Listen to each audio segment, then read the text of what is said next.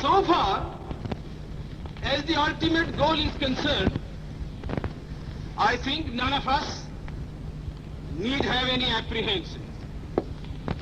None of us need have any doubt.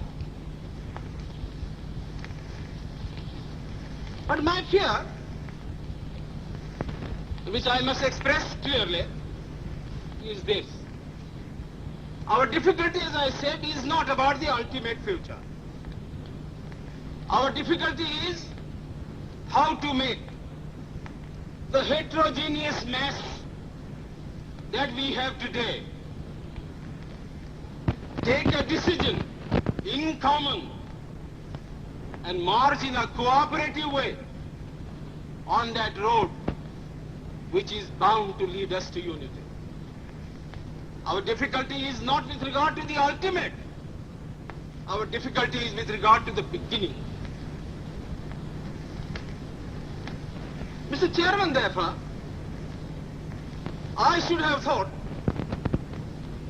that in order to make a start, in order to induce every party, every section in this country, it would be the act of greatest statesmanship for the majority party even to make a concession to the prejudices of people who are not prepared to march together. And it is for that I propose to make this appeal. Let us leave aside slogans. Let us leave aside words which frighten people. Let us even make concession to the prejudices of our opponents. Bring them in so that they may willingly join with us on marching upon that road, which, as I said, if we walk long enough, must necessarily lead us to unity. And if I therefore, from this place, support Dr. Jacob's amendment, it is because I want all of us to realize that whether we are right or wrong, whether the position that we take is consonance with our legal rights, whether that accords with the statement of May 16th or December 16th, leave all that aside. This is too big a question to be reduced to the position of mere legality. It is not a legal question. I say leave aside all these considerations and make some attempt whereby those who are not prepared to come will come. Let us make it possible for them to come. That is my appeal. In the course of the debate that took place, there were two questions which were raised, and which struck me so well that I took the trouble of taking them down on a note paper. The one question was, it was asked, I think, by my friend, the Prime Minister of Bihar, who spoke yesterday in this assembly. He said, how can this resolution prevent the League from coming into the Constituent Assembly?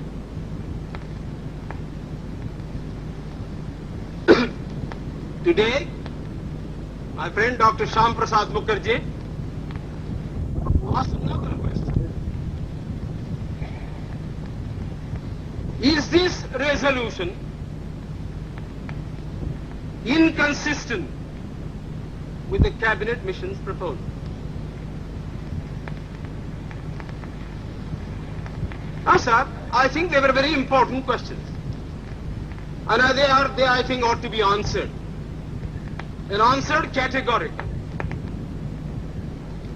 I do maintain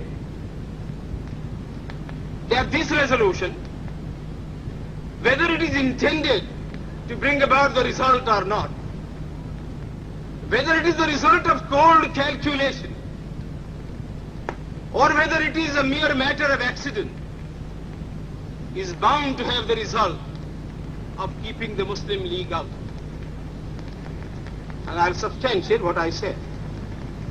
Sir, I invite your attention to paragraph 3 in the resolution, which I think is very significant and very important.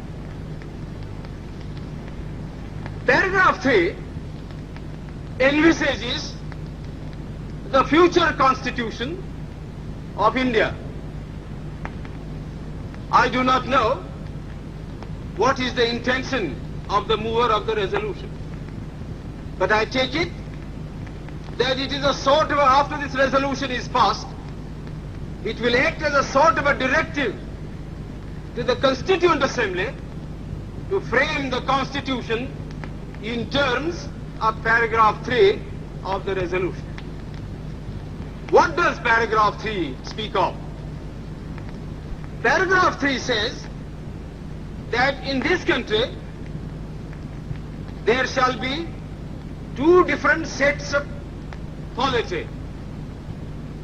One at the bottom, the autonomous provinces or the state, or such other areas as care to join a united India. These autonomous units will have full powers. They will have also residuary powers. At the top and over the provincial units, there will be a union government having certain subjects for legislation, for execution and for administration. So as I read this part of the resolution, I do not find any reference to the idea of grouping an intermediary structure between the union on the one hand and the provinces on the other. Now, reading this paragraph in the light of the cabinet mission's statement, or reading it even in the light of the resolution passed, having said that we do not want a strong center, and having accepted that there must be or should be an intermediate polity, a sub-federation between the union government and the provinces, I like to know why there is no reference in paragraph 3 to the idea of grouping. I quite understand that the Congress party, the Muslim League and His Majesty's government is not ad idem on the interpretation of that particular idea about grouping. But I always thought, and I will be prepared to stand corrected if it's shown that I am wrong, that at least it was agreed by the Congress party that if the provinces who are to be within the different groups consent to form a union or a sub-federation, the Congress would have no objection to that proposal. I believe I am correct in interpreting the mind of the Congress party. So the question that I ask is this: why did not the mover of this resolution make reference to the idea of having a union of the provinces or a group of provinces on the terms on which he and his party was prepared to accept?